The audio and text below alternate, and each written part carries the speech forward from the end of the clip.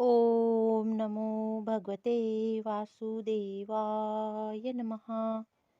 ओम नमो भगवते वासुदेवाय नमः. जय श्रीराम, जय श्री कृष्ण. श्रीमद भगवद्गीता अध्याय 4, ज्ञानकर्म संन्यास योग. मित्रांनो, श्रीमद भगवद्गीता ही मराठीमध्येच आहे. श्रीमद भगवद्गीतेचे व्हिडिओ तुम्ही नक्की ऐकत चला. आयुष्यात एकदा तरी जो कोणी मनुष्य प्राणी जन्माला आला त्याने एकदा तरी आयुष्यामध्ये भगवद्गीता ही ऐकायलाच पाहिजे किंवा वाचायला पाहिजे. पण कुणाकुणाला कामाअभावी भगवद्गीतेचं पुस्तक घेऊन वाचणं शक्य होत नाही. तर मी हे जे व्हिडिओ बनविते ते पुस्तकातूनच बनवते. तर तुम्हाला काम करता करता सुद्धा भगवद्गीता ऐकायला मिळतात. तर तुम्ही मित्रांनो भगवद्गीतेचे व्हिडिओ नक्की ऐकत चला. तुमच्या आयुष्याचं सोनं होईल. तुमच्या आयुष्यात तुम्हाला आनंद येईल. तुमचं मन प्रसन्न राहील. तर आता आपण सुरू करूया. पुरुषावतार, गुणावतार, लीलावतार, शक्यतो वेशावतार, मन्वंतरावतार आणि युगावतार असे अवताराचे विविध प्रकार आहेत आणि ते सर्व संपूर्ण विश्वामध्ये ठराविक वेळी अवतरित होत असतात. या आधीचा जो अध्याय होता तो आधीच्या व्हिडिओमध्ये मी वाचलेला होता. पण भगवान श्रीकृष्ण हेच आद्य पुरुष असून सर्व अवतारांचे मूळही आहेत. भगवान श्रीकृष्ण आपल्या विशुद्ध भक्तांच्या दुःखाचे निवारण करण्यासाठी विशेष करून अवतार घेतात. असे शुद्ध भक्त भगवंतांना त्यांच्या मूळ वृंदावन लीलांमध्ये पाहण्यास अत्यंत उत्सुक असतात. म्हणून कृष्ण अवताराचे मुख्य प्रयोजन अनन्य भक्तांना संतुष्ट करणे हे आहे. भगवंत सांगतात की ते प्रत्येक युगात अवतीर्ण होतात. यावरून ते कलियुगातही अवतरित होतात हे स्पष्ट होते. श्रीमद भगवद्गीतेत सांगितल्याप्रमाणे कलियुगातील अवतार म्हणजे भगवान श्री चैतन्य महाप्रभू आहेत. श्री चैतन्य महाप्रभूंनी संकीर्तन आंदोलनाद्वारे हरिनामाचे सामूहिक कीर्तन कृष्ण भक्तीचा प्रसार केला आणि संपूर्ण भारतभर कृष्ण भावना पसरविली. त्यांनी भविष्यवाणी केली की या संकीर्तन आंदोलनाचा प्रचार जगामध्ये सर्वत्र नगरोनगरी आणि खेडोपाडी होईल. भगवान श्री चैतन्य महाप्रभूंचा भगवान श्रीकृष्णांचे अवतार म्हणून उपनिषदे, महाभारत, भागवत इत्यादी शास्त्रांच्या गोपनीय प्रकरणात प्रत्यक्षपणे नव्हे तर अप्रत्यक्षपणे उल्लेख करण्यात आलेला आहे. श्री चैतन्य महाप्रभूंच्या संकीर्तन आंदोलनाद्वारे भगवान श्रीकृष्णांचे भक्त अत्यंत आकर्षित होतात.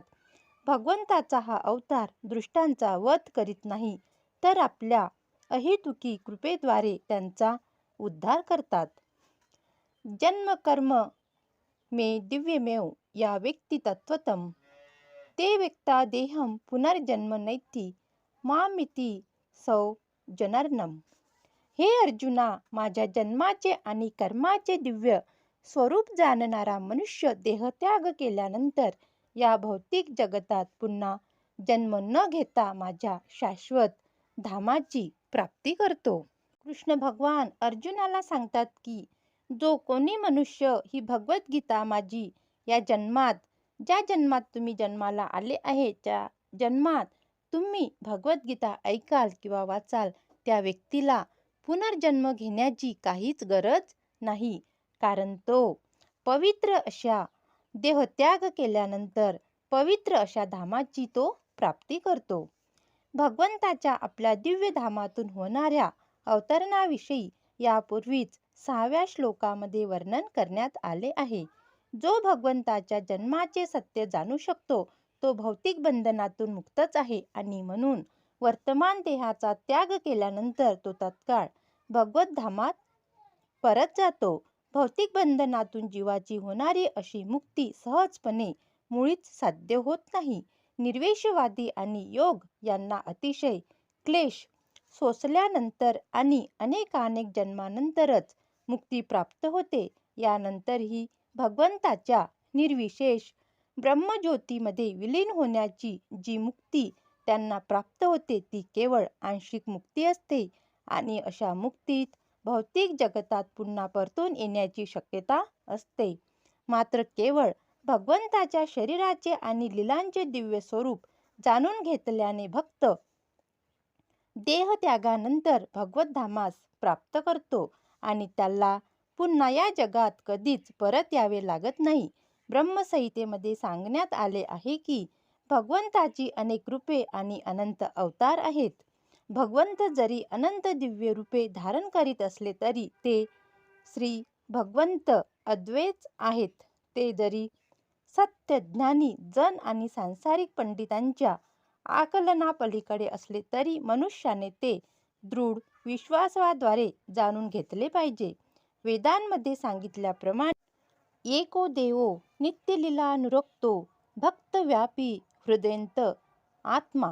एकच भगवंत आपल्या विशुद्ध भक्तांशी लीलानुरक्त होण्यासाठी नित्य दिव्य रूपे धारण करण्यात मग्न असतात.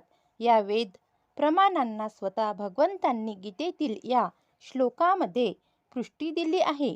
जो मनुष्य या सत्याच्या वेदांचा आणि भगवंताच्या प्रामाण्यपूर्व वचनांच्या आधारावर स्वीकार करतो आणि जो तार्किक तत्वज्ञानामध्ये आपला वेळ व्यर्थ दवडीत नाही, तो मुक्तीच्या परमोच्च पूर्णावस्थेची प्राप्ती करतो. या सत्याचा केवळ विश्वासपूर्वक स्वीकार केल्याने मनुष्य निश्चितपणे मुक्तीची प्राप्ती करू शकतो. वास्तविकपणे तत्वमसी हे वैदिक वाक्य या संदर्भात लागू पडते. श्री कृष्णांनाच परमसत्य म्हणून जाणणारा आणि तुम्हीच परमब्रह्म स्वयं भगवान आहात असे म्हणणारा मनुष्य निश्चितपणे तात्काळ मुक्त होतो आणि यामुळेच त्याच्या भगवंताच्या दिव्य सत्संगामधील प्रवेश निश्चित होतो. दुसऱ्या शब्दात भगवंताचा असा श्रद्धावान भक्त पूर्णत्व प्राप्त करतो आणि याची पुष्टी पुढील वैदिक प्रमाणाद्वारे करण्यात आली आहे. तवेम विदित्वाति मृत्युमेति नान्यं पंथा विद्यते नाय. केवळ भगवंतांना जाणल्याने मनुष्य जन्ममृत्यूपासून होणाऱ्या मुक्तीची पूर्णावस्था प्राप्त करू शकतो आणि मुक्ती प्राप्त करण्यासाठी इतर कोणताही मार्ग नाही, इतर कोणताही पर्याय नाही. याचा अर्थ आहे की श्रीकृष्णांचे पुरुषोत्तम श्री भगवान हे स्वरूप न जाणणारा मनुष्य निश्चितचपणे तमोगुणात आहे आणि यामुळे तो मुक्तीची प्राप्ती करू शकत नाही. भगवद्गीतेवर सांसारिक पंडिताला अनुसरून भाष्य लिहिणे म्हणजे मधाच्या कुपीचा केवळ पृष्ठभाग चाटल्याप्रमाणे आहे आणि त्यामुळे मुक्ती प्राप्त करणे अशक्य आहे. असे तार्किक ज्ञानी भौतिक जगतामध्ये अत्यंत महत्त्वपूर्ण कर्म करीत असतील पण यामुळे ते मुक्तीसाठी पात्र होतील असे नाही. अशा अहंकारी सांसारिक विद्वानांना भगवत भक्ताची अहेतुकी कृपा होईपर्यंत प्रतीक्षा करावी लागते.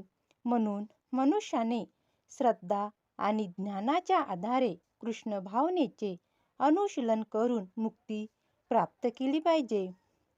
वीतराग भयक्रोधा मन्मया मामुपाश्चितं बहवो ज्ञानतपसा पूता मद्वाव मागता.